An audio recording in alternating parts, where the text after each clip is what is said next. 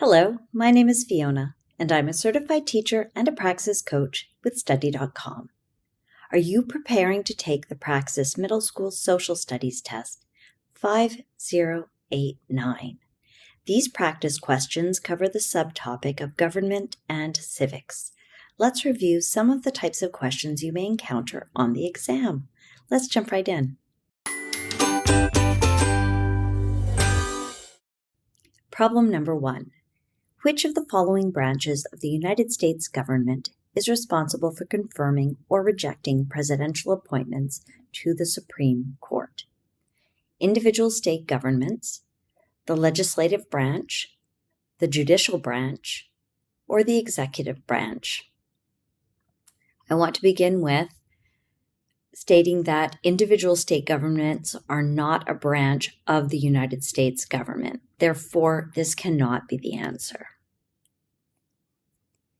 So there are 3 branches of the United States government: judicial, executive, and legislative. The judicial branch evaluates laws, that's the courts, including the Supreme Court. The executive branch carries out the laws, that's the president, the vice president, and federal agencies. And it's the legislative branch that makes the laws, that's Congress. So it's the president who makes the appointment, and the president is part of the executive branch. So it won't be the executive branch that also confirms the appointments or rejects them. Now, the judicial branch is the Supreme Court. The Supreme Court is part of it, so it would make no sense for them to be the party that also confirms or rejects their appointments. So we can cross that off. It is the legislative branch that confirms or rejects appointees. So we can confirm that that's the answer. Problem number 2.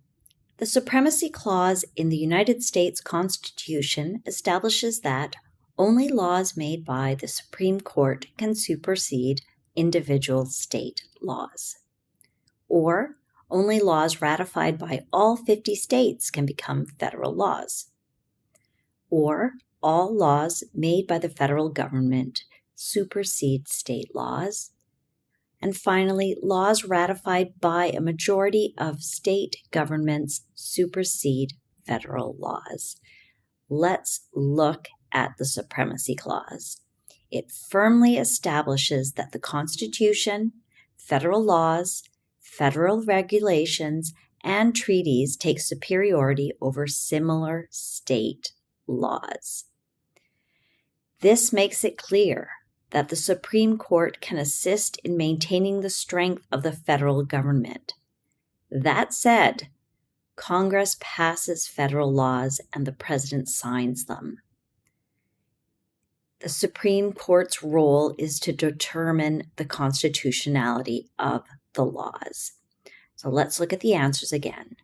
Only laws made by the Supreme Court can supersede individual state laws. They only determine the constitutionality. So this is not the correct answer. Only laws ratified by all 50 states can become federal laws. We know it's the executive branch, so that is not the case. Laws ratified by a majority of state governments supersede federal laws. Again, that is the same as with this one. It's a federal government issue, not a state issue. So finally, we have all laws made by the federal government supersede state laws, and that is the correct answer. Problem number 3. Which of the following political systems is characterized by absolute power concentrated under a single authority? Republic, totalitarianism, monarchy, or democracy? Let's define each. A republic. In this system, the power of the government of a country is held by the citizens or the officials they elect. So it is most definitely not going to be a republic. Let's skip down to democracy. Some key aspects include the respect for basic human rights, the rule of law, free and fair elections, and citizen participation. So again, it's not a single authority. There is rule of law and fair elections. So it cannot be a democracy either. Now we're left with totalitarianism and monarchy. Totalitarianism is a type of regime that asserts control over all aspects of citizens' lives through force, oppression, and intimidation. This could possibly be led by a single leader, but that's not specific to totalitarianism. Let's look at monarchy now.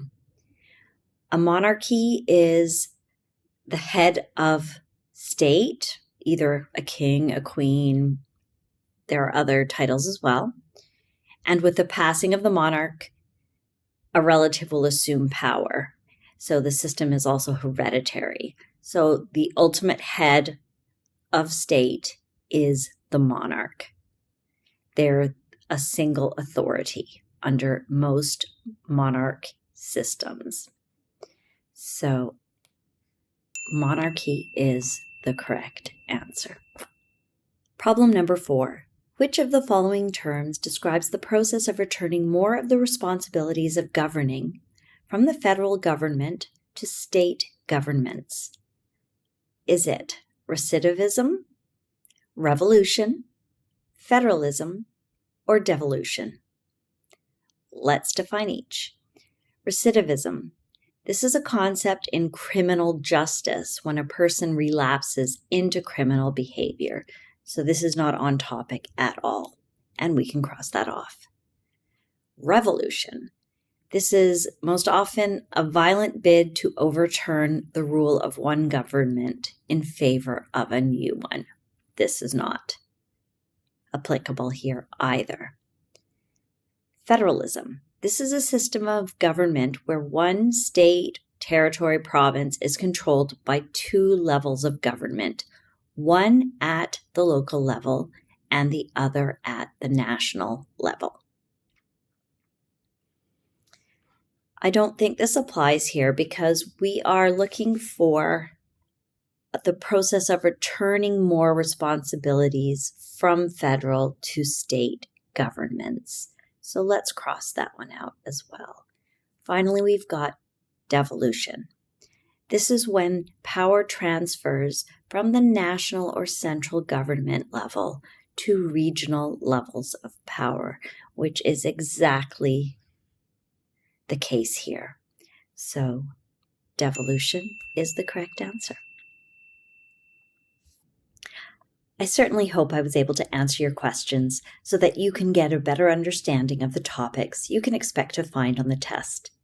Please remember to like and subscribe to this channel so that with Study.com's help, you will feel confident and prepared on exam day. Bye for now.